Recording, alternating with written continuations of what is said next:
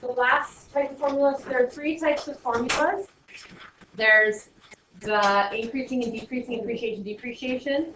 There is the limiting half-life, and then there's the compound interest ones. There's three types. There will be all three on your test. You guys have to make sure that you study every single thing. Study, study, study. These tests have lots of information. Okay? So this one here, and you're not given the formula, so you have to have it memorized. Okay? So this one here is final equals initial 1 plus I divided by CP n times CP. Now, we did the 1 plus I whenever we did appreciation, right? We added the interest rate. That was normal. This one here dividing by CP, and the reason why is CP stands for compounding periods. So what happens when you have compound interest is it takes the interest, so say it compounds monthly. What happens then is it compounds 12 times a year, every month, okay? So what happens is I split that interest rate up into 12 increments because it's an interest rate over a year, and I'm going to divide it by 12 because it's every compound period, right? So what happens at the end of the month, whatever interest you make gets lumped into the principal, what you have in there, and then the next month you make interest off the principal and the interest. And that interest gets lumped in, and then the next month you make interest off the principal and the interest from the previous 2 months. So it makes you make money faster, is what compounding does. So our interest rate is per year, but we have to have it per compounding period. So that's why we divide by how many compounding periods there are in a year. And then n is the number of years, and I times by the compounding periods to find out the total number of times it compounds. So if it compounded monthly for 2 years, you'd go 2 times 12, so there'd be 24 compounding periods. So that's why you times by the CP and you divide it. So over here, if it compounds annually, that's once a year. If it compounds semi-annually, that's 2 times a year. If it compounds quarterly, that's every quarter, so that's every season. 4 times a year, and monthly is 12. Okay? So F stands for final, or 5. I stands for initial, that hasn't changed. And if you have your final and your initial, you'll divide the initial over. That doesn't change. You do the same thing each time. Your I is your interest rate. That isn't changed as well. It has to be in what? It has to be a decimal, because 1 is 100% in decimal, right? So these have to be in decimals if you're adding to 1. N is the number of years, and CP is the compounding period.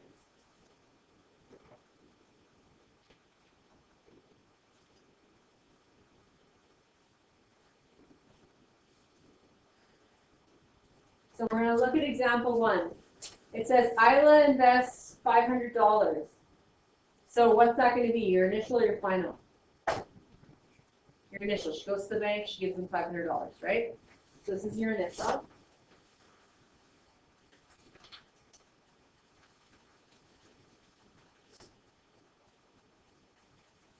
In an account, paying 6% per annum. Don't let the per annum throw you off. Per annum is just a fancy way of saying per year. It will always be per year, the interest rate. So that is my what? My little I, right? And what's it going to be? Not 6%, 0.06. Yeah, so we're going to divide by 100. And then it compounds semi-annually. How many times a year is that? CP equals 2.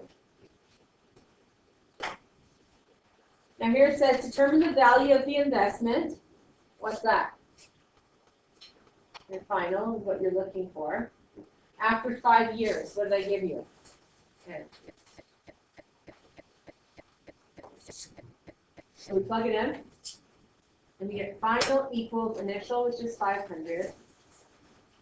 Bracket 1 plus interest rate, which is 0.06, divided by 2. And then n, which is 5, times CP, which is 2. So we get F equals 500. Now the key thing is the 2 is just under the interest rate. So it's 0.06 divided by 2, which is 0.03, plus 1, is 1.03 to the 10th. So type that in. Should it be going up or down? Should be going up because you were appreciating. It's 1 plus. So what do we get? The nearest dollar.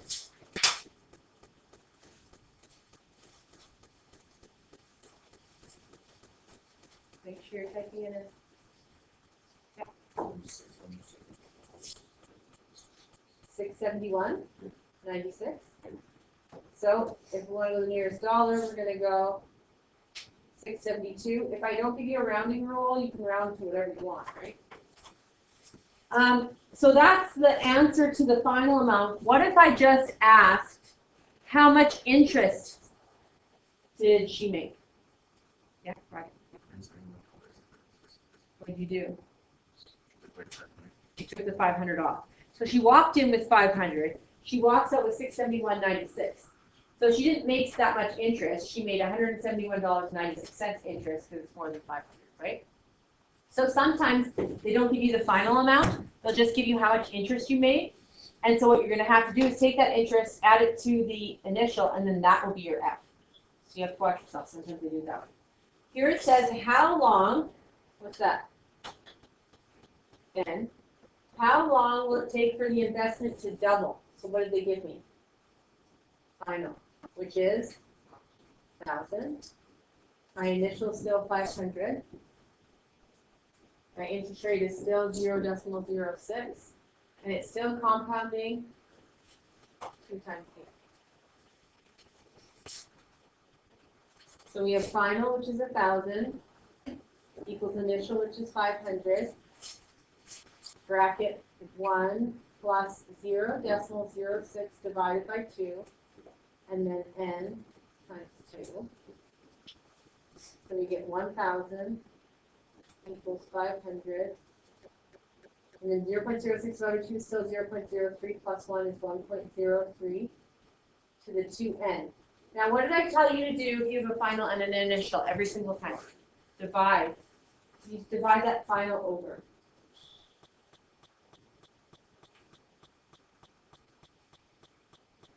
So we have 2 equals 1.03 to the 2n. And I told you we don't know how to solve this algebraically yet. That's coming this week. So for now, what's the only way I can make you do it? Calculate. Y1, Y2.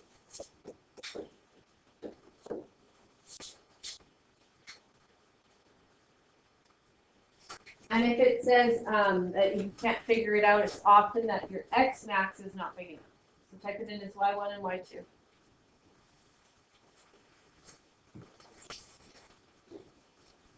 Make sure you put the 2n in brackets if your one doesn't pop up.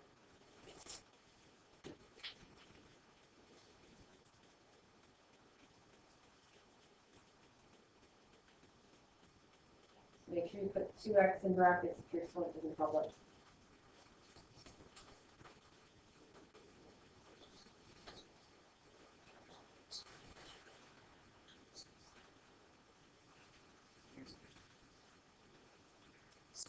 What do you get? Yeah, you get 12 years, it's 11.72. So if your x max is 10, it's going to fight you, right? It's going to have to at least be bigger than 11.72 or it can't find the intersection. Your calculator cannot calculate what it cannot see. So if you can't see the intersection, it can't give you the answer.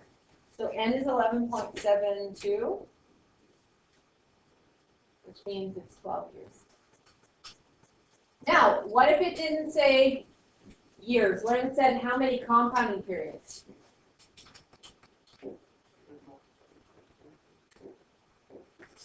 Now, I'm going to write this down over here. How many compounding periods? Okay. When am I allowed to round? What's my rule for rounding in all of math? When are you allowed to round?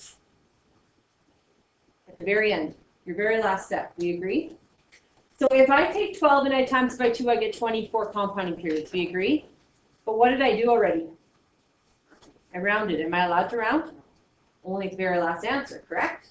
So am I allowed to take 12 times by 2? No, I need to take 11.72, 11.7248886. Take that answer and times it by 2. I'm not allowed to round first, or I will often get the wrong answer. So this one gets me 23.4, which indirectly, how many compounded periods would I have to do? I'd have to round up always, right? So it'd be 24 compounded periods. So would I have lucked out if I had rounded first? Yeah. But if it had been like 11.5 or 11.3, you'd be wrong with 24. You have to watch yourself, okay? This one you would have lucked out in both directions. Okay, when you're done, flip over. Try those out, see how you do. This one is 7,000 is invested, so that's my I. In a 6-year GIC, so that's my N. Compounded quarterly, so my CP is 4. At a rate of 5% means I is 0.05. And they want the value of the investment at the end, so F. So we have F equals 7,000, bracket 1.1 plus 0.05 divided by 4. And then 6 times 4. So when you do 0.05 divided by 4 plus 1, you should have gotten 1 point. You can put this all in at once like this, but there's a much bigger chance of making these. So it's 1.0125 to the 24.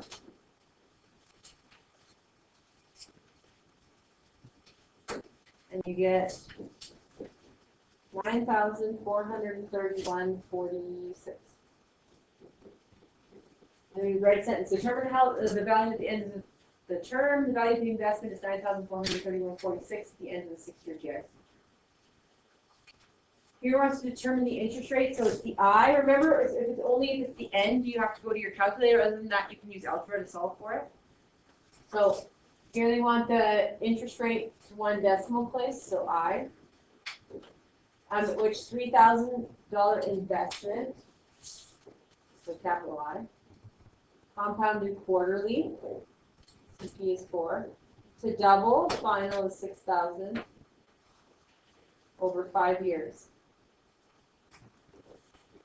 So we're going to get final, which is 6,000, equals 3,000, bracket 1, plus I divided by 4, and then we go 5 times 4. So the first thing I told you to do is always divide the initial over if you have initial and final, which is going to get us 2 equals 1 plus I divided by 4 to the 20.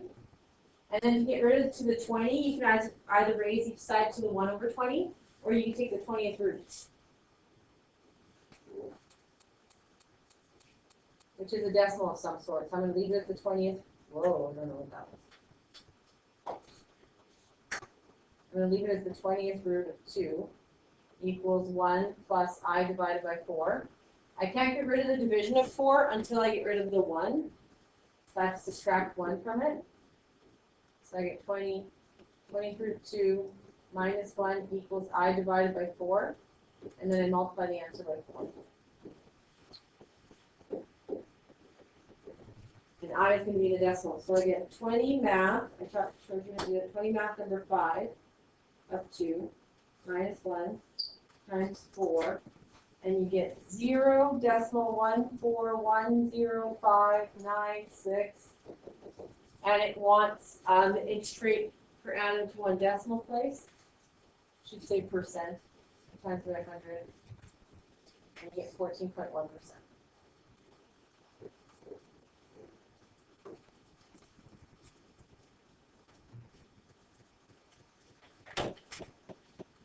You only have a couple questions from here for homework, just a couple of the compound interest ones, and then we're moving on to what I just handed out, which is graphing.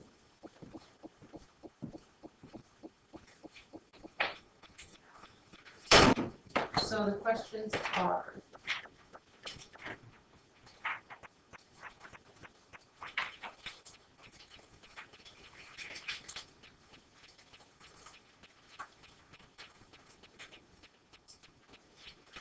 page 365, 11, and 13.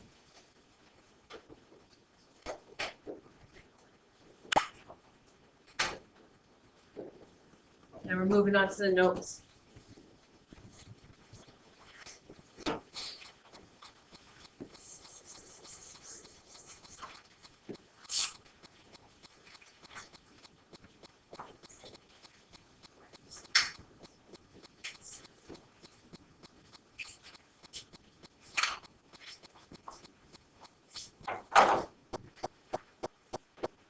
These again, it literally printed just the front page. My computer is really struggling with printing today.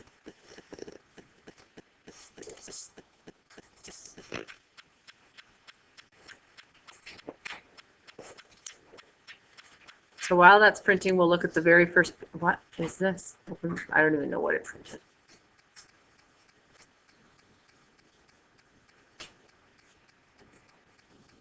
Exponential functions are in the form y equals a b to the x. That's the form they're in. They have more stuff added to them for transformations, but that's your parent function. Your basic function is y equals a b to the x. So here it says, consider there are infinitely many possibilities for b, and there are infinitely many possible exponential graphs. We're going to look at a special one here. So we're going to look at 2 to the x. So type it into your calculator, 2 to the power of x. That is actually the same, because the form we have is y equals a b to the x. So if we're looking at y equals 2 to the x, our a is actually just a 1. You see that? So you could write it, you could type it in as 1 times 2 to the x, or just 2 to the x.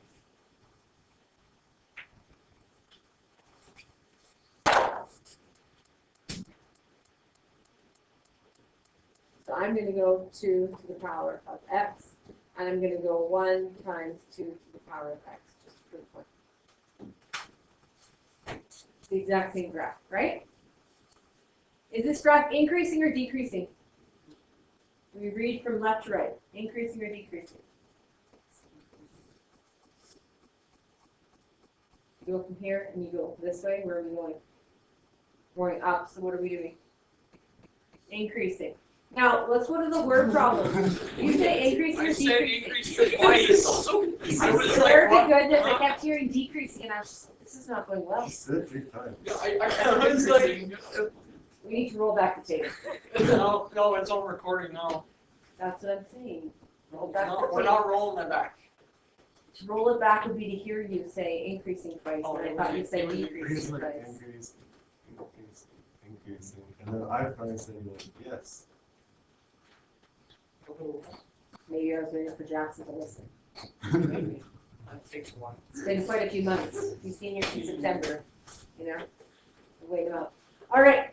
No, I just obviously didn't hear you well. But we are increasing. So remember, Positive. y equals. Sure it's going up? Sure. I'm scared. I thought you were saying decreasing twice. No. That was very afraid. I was like, left to right, man. Left to right. You were saying increasing, which is correct. Okay. So when we did word problems, let's roll back to word problems and to when we were doubling. What did we do when we were doubling? We made our RB 2. When we were tripling, we made our RB 3. And those were increasing, correct? We were doubling, we were tripling, we were increasing. When we were half-lifing, what were we doing? We were making it 0.5, and then it was actually decreasing, correct? When you're half-lifing, you're going from something and you're halving it and halving it and halving it and halving it. When we did appreciation word problems, we did 1 plus the interest rate, so it made b over 1, correct? Which we called just that function, but that's actually b of this equation, correct? And then when we depreciated, we went 1 minus the interest rate, so it goes below 1, but still above 0, right? So we're looking at a b value of 2 to the x. We're technically actually looking at a doubling graph, aren't we? That's all we're doing, with an initial value of 1. We just are really looking at a doubling equation, that's all. And the t over p is just 1.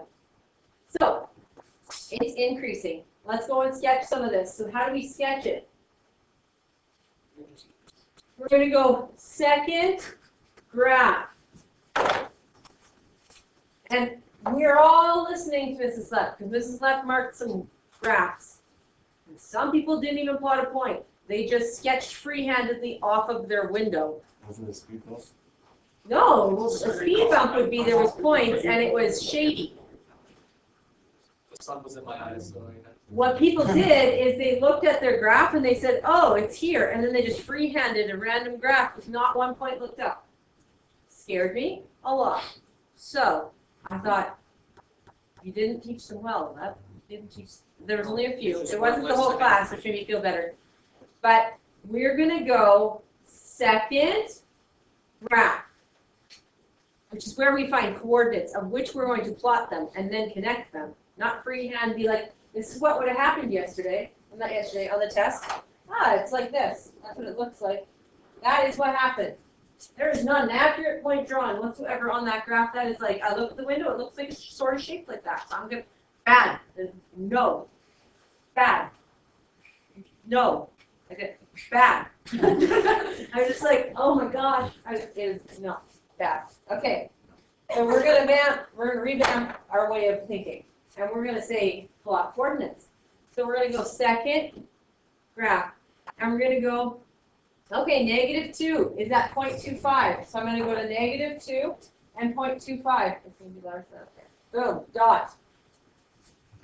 And now I just go and sketch, because that's what other people did. They put 2 points on and then just ran it. That is not bad. No. Bad. Okay. Do you want me to just read them? -1 and 0.5. And then 1, 0, and 1. Now I'll let you read them. No. Yes, because I could point out where I was getting them, because I'm afraid 1, 2. that they don't know where it's coming 1, from.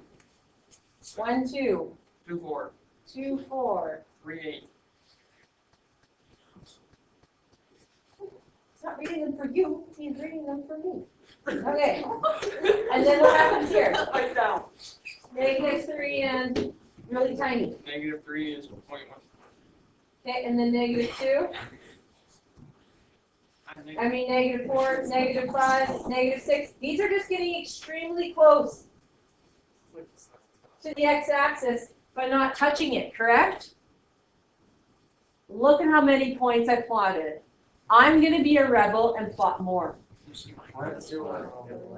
Yes, I did. You had so many points on. I do remember yours. There's so many points. There were so many points that they were almost connected as in like a tight line. There were so many points. Yes, that's me. Okay, so I'm going to be a rebel and I'm going to say, I want more points. I want more points. So how can I get more points? Second, trace, and put in the next one. Yes, second You want value. me to read them? Sure. What So do you if, want? let's just show them the first one. So we're going to go second, trace, value. I'm going to go 0.5. I'm going to get 1.4. Okay, 0.5 and 1.4. Okay, I'll do 1.5. I'm going to point 2.82. crap. 2.1. 2.82. Okay, then I want 2.5. 5.65. Okay, then I want 3.5, and then we're going to run off. 11.3. We're run off. Okay, we done. 11.3, we can try and fix it. That's off the 8, graph. 9, 10. Yeah, we wouldn't really want to, but we can. If that at least is the extra point, we're in a better boat. Sometimes only coordinates you guys plot are the ones completely off the graph. That's also a problem. Change your scale if that's this. Okay, so we're gonna draw. Look at this.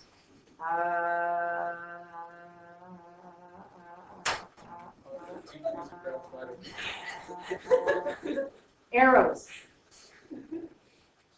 Holy my goodness, there were so many points there, so little time. Isn't that amazing? Yeah. Yeah, it is. It's pretty nice. That is worth tattooing. I wouldn't do it, but you know, if I had thought about it, this might be it. All right. It's an increasing function with some coordinates. A whole bunch of them, actually, because we were super serious about this. What also happens on here, just so you know, is your exponential graph has a horizontal asymptote on the x-axis. What 0? Yes. So we have a horizontal asymptote, and how do we draw horizontal asymptotes? With dashed lines. Some people did not. Some people didn't draw any, and some people drew solid lines.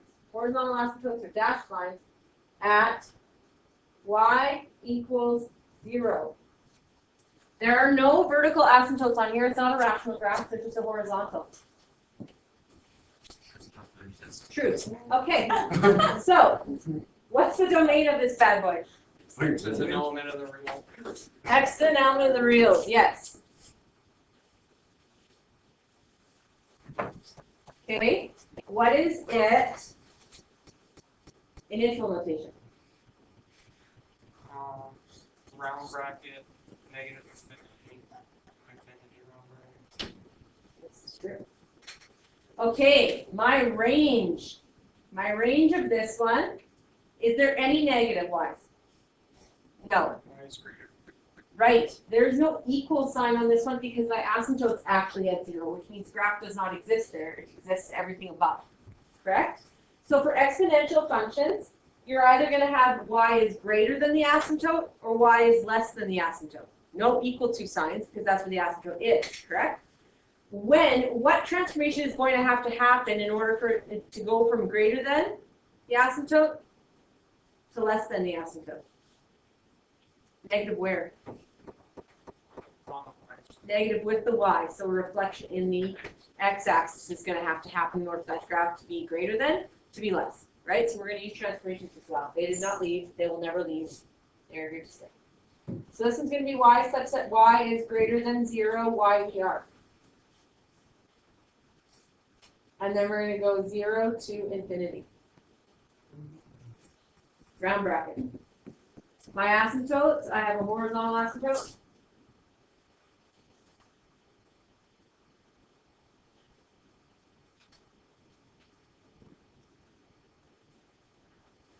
At y equals 0. And intercepts, I have no x-intercepts. What's going to happen in order to get x-intercepts?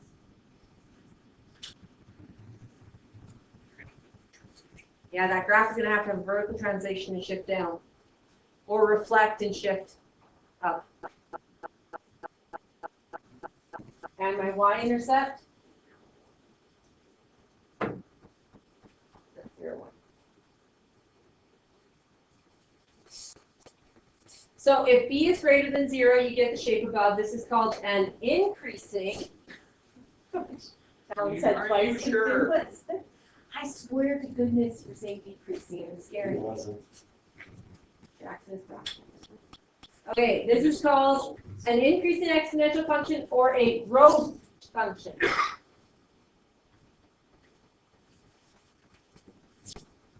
Okay, let's look at these ones. So we have y equals 3 to the x, y equals 4 to the x, y equals 5.25 to the x. Is that the a or the b? That's the b. What are the a for each of these? It's 1. So the value of a is 1, 1, 1. The value of b for this one is 3, 4, and 5.25. So now, leave your 2 to the x and put in 3 to the x. It's your y2.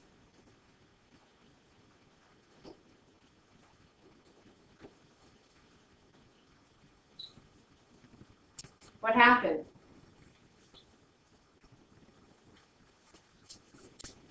It's steeper, because it's growing what? Faster. Remember, if b is 2, it's doubling, correct?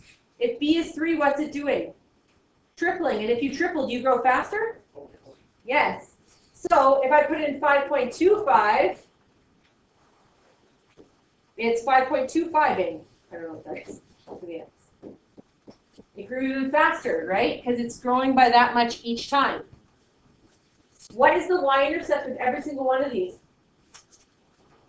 1. If it's in this form, if it's in that form, this, your a value is always your y-intercept. If it's in the form a, b to the x. If it's in any other form, it can move, correct? But if it's just y equals a, b to the x, your a is your y-intercept. So for this one, it's 0, 1, 0, 1, 0, 1. How do the bases affect the function? The larger the b value, what happens? Yeah, larger the b value, the faster the exponential function grows.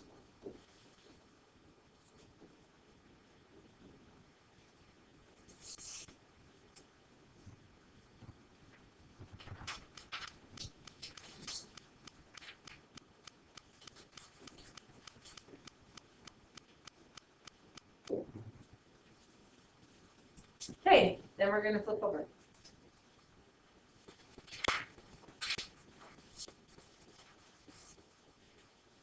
When does this class end? Thanks. Me too, sister. Okay, what's going to happen here? The 2 to the x, 2 to the x, 2 to the x, 2 to the x. All the b's are the same. So is the graph going to grow any faster? 2 to the x, 2 to the x, 2 to the x. No, but this is just my initials, correct? So my initial value is 1, my initial value is 3, my initial value is 4, my initial value is 5.25. So the graph technically isn't going to grow faster, but it will start higher, so it'll seem like it grows faster, right? Because your starting point is higher up, and your starting point is your what? Because if I plug a 0 in here, bless you, if I plug a 0, it's my y-intercept, because 2 to the power of 0 is 1. These would all cancel off, so that's why in this form that is your y-intercept. So my a value is 1, 3, 4, 5.25. My b value is 2, 2, 2, 2. My y-intercept is 0, 1, 0, 3, 0, 4, 0, and 5.25. So the coefficients, so the y equals a b to the x. If I plug 0 in for x, this is going to cancel and become a 1, right? So then my answer is just a. So a is the y-intercept.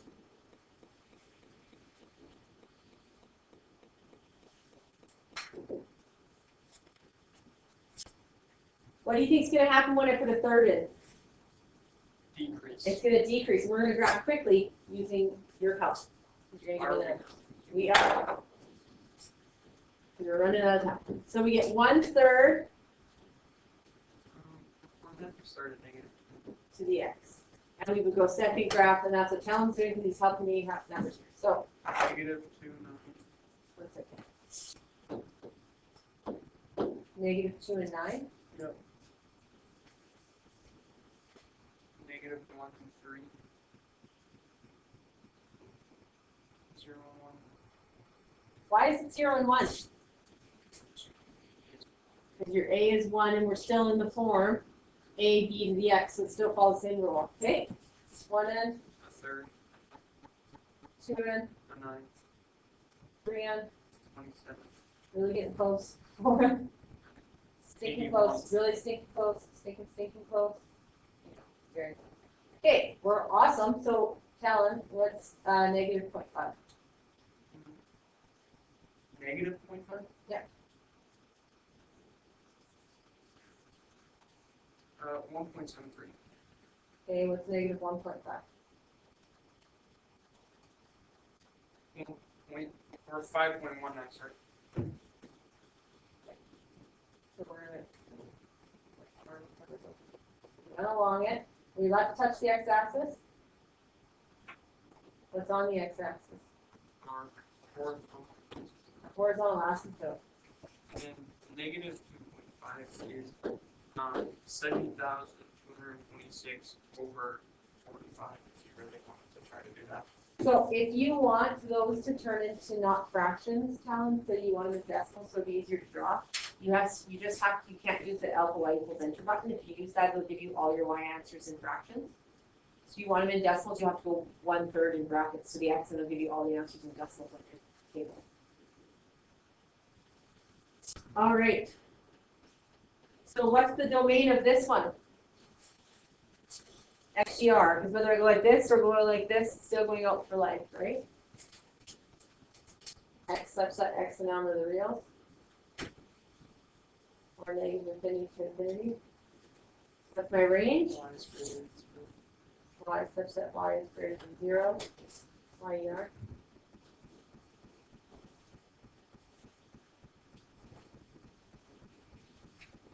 Asymptote, so I have horizontal asymptote.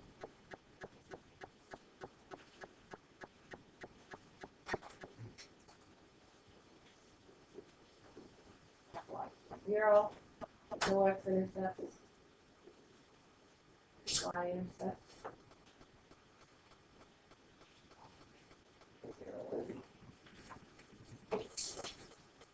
So if 0 is less than b is less than 1, so if b value is between 0 and 1, this is called a decreasing exponential function or a decay function. And there's homework on the bottom, but I want to decrease that. So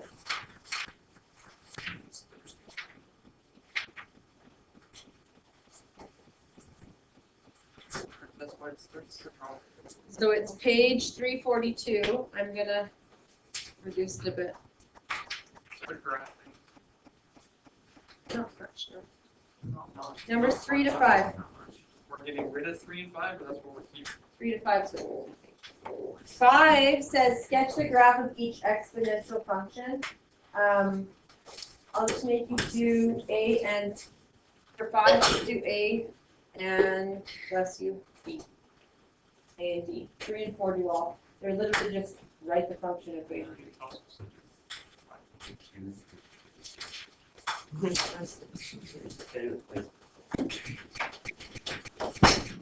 It's very important.